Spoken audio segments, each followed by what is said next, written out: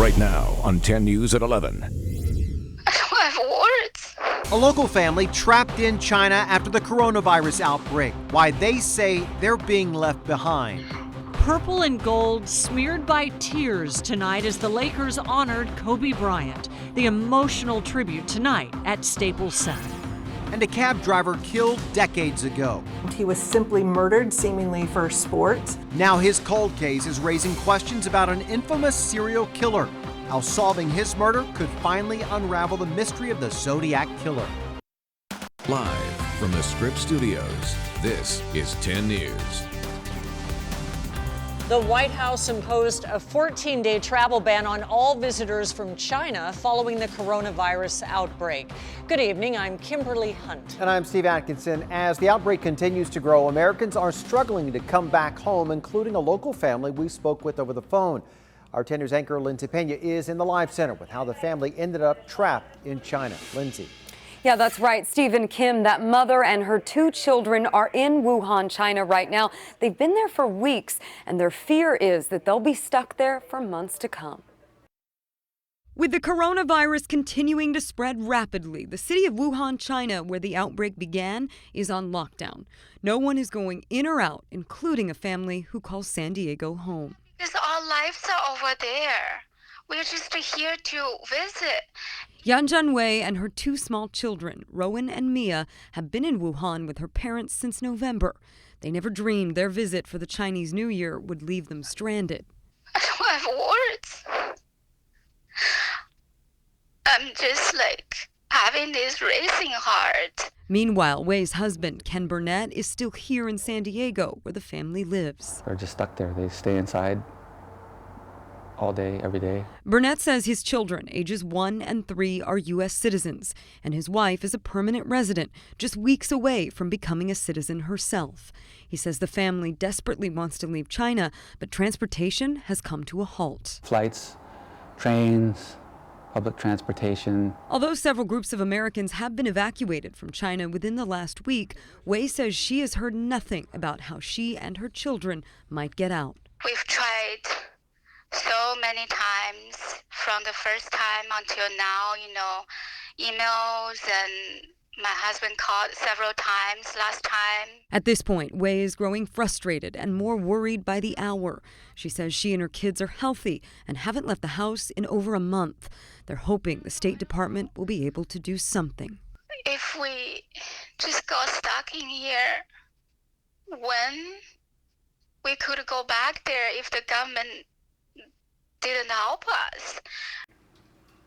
Now, the family tells me that they've also contacted Senator Kamala Harris's office for help. The State Department says that they plan on evacuating more Americans starting at the beginning of next week, but it's unclear when and who those groups will include. Reporting in the Live Center, Lindsay Pena, 10 News. Tough situation. Thank you, Lindsay. A man from San Francisco is now the third person to contract the coronavirus in California. Officials say he recently traveled to Wuhan and self-isolated when he got home. Meantime, in China, the virus is now responsible for nearly 12,000 cases and 259 deaths. And take a look. This map tracks the coronavirus in real time. The dashboard collects data from various health agencies, and then it populates a worldwide view of the cases. The clickable map pinpoints regions where patients have been diagnosed with coronavirus. The dashboard also puts the outbreak into perspective. So to check it out, just go to 10news.com and click on the red button.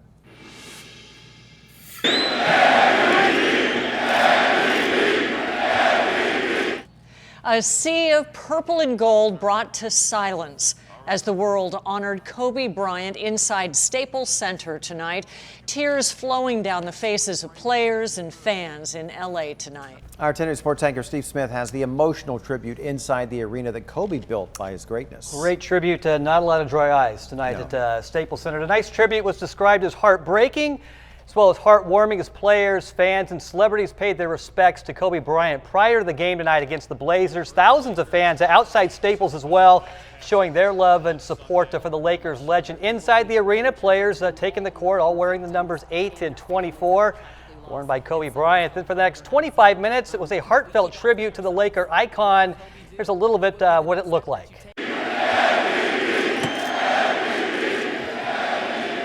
Amazing grace, how sweet the sound. I just love spending time with my family and just being a husband, being a father, being a goofball, just having a good time with my kids. I want to continue along with my teammates to continue his legacy, not only for this year, but as long as we can play the game of basketball that we love, because that's what Kobe Bryant will want. So in the words of Kobe Bryant, Mamba out, but in the words of us, not forgotten. Live on, brother. Yep, never forgotten. Great tribute, lots of tears, heavy hearts. As for the game, as expected, it was a bit sluggish. Coming up later in sports, the Blazers star whose game resembled Kobe's tonight. Steve Smith, 10 News. Quite a moment there. The tribute in the Lakers game was played in bars and restaurants all over San Diego tonight. Our reporter Anthony Pura spent the night in the gas lamp where fans watching on TV couldn't contain their tears either. Several people were in tears tonight when they aired the Lakers tribute to Kobe Bryant. For many, his death still sinking in, but tonight was also a chance for them to reflect on the legacy he leaves behind. I think the most important part is that we all stay together throughout. Inside the gas lamp social, a night for diehards dealing with broken hearts. Wanted to be out and not really be at home. We're in San Diego. We're transplants from LA, so we wish we could be up in LA right now at Staples. So being here is nice, just surrounded by other Laker fans, Kobe fans. Kobe Bryant, an NBA legend that's bigger than the sport. For me, it was all about his hard work, for sure. You know, that Mamba mentality. You can be in the middle of Antarctica, and you can say the name Kobe Bryant, they will know who it is for sure. On screens across downtown bars and restaurants, before the Lakers took to court, a touching tribute, a moment shared by everyone watching. Laker Nation, thank you. My whole childhood, you know, like to see how everyone's responded. I wish we could be there. I grew up in LA. Kobe's just he's a hero of mine.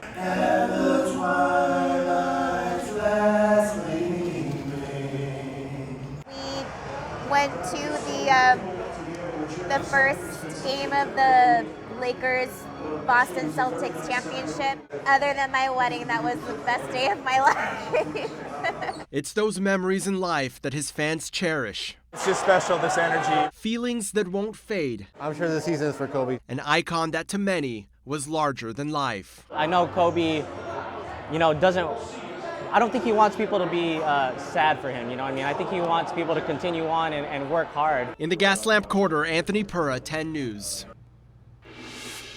We are just days away from a historic vote to determine if President Trump will be removed from office. The impeachment trial is in its final phase after Republicans blocked a motion to include new witnesses. The vote came down to two Republican senators, Lisa Murkowski and Lamar Alexander. For days, House managers implored the upper chamber to hear from potential key witnesses, including former National Security Advisor John Bolton. Now, Democrats say the bloc sealed the fate for the president's acquittal. It's a grand tragedy, one of the worst tragedies that the Senate has ever overcome. The Senate will reconvene on Monday for closing arguments. Then a final vote to convict or acquit the president will take place on Wednesday. Warm temperatures and dangerous waves along our coast. Our meteorologist Angelica Campos is tracking the weekend conditions we have ahead. That's right, Super Bowl weekend. A lot of people will be out and about, so how can we get ready for this? Warm temperatures tomorrow, a lovely day around the county. It is Sunday that we'll see all the changes, and look at the difference in temperatures. Cooling down, and that cool down is going to be accompanied by a storm system. It'll bring high winds for our coastal waters, rough seas. It's going to be very dangerous by Sunday afternoon for anyone out there on a boat. So perhaps a good idea to go out in the morning, but be back before 2. And as we head over towards the mountains and deserts, wind gusts could reach speeds over 70 miles per hour, potentially knocking down trees and power lines. We'll keep a close eye on it. And also we'll talk more about the chance for a few showers in the county. Angelica, thank you. A vigil was held tonight for the man killed in an officer-involved shooting in Oak Park last week. Just wish I could hold him. Toby Diller was killed when police say that a chase turned into a fight. Now, during a scuffle, police say that Diller ripped the gun and the holster off of an officer's belt. So another officer then opened fire and killed Diller. 10 News spoke with Toby's brother, Robert, tonight. He says that while growing up in a foster home, all that he, Toby, and his sister had were each other. The family disputes the police department story and wants to see body camera footage. Yeah, that's what I'm told. They was reaching for a weapon and he ripped the holster off, which I think is pretty hard to do. I don't think he would reach for a gun. I know he wouldn't reach for a gun. Excuse my words. I know he wouldn't. It's not my brother. The family says they want to finish grieving before taking any type of action.